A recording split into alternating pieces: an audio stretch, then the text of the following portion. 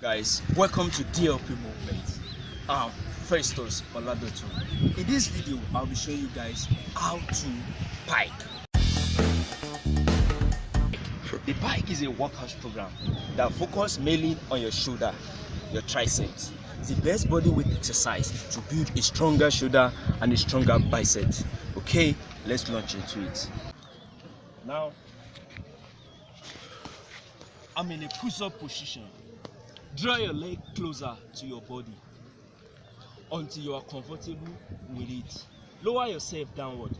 Elbow must be tucked in. Lower yourself downward. Your head almost touching the ground, like this.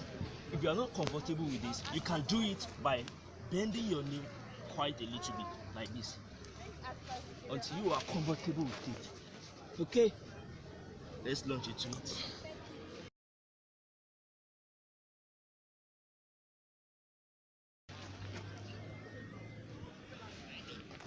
Make sure your hip is in throughout. You have a straight back and your hand is placed on the ground, just like this.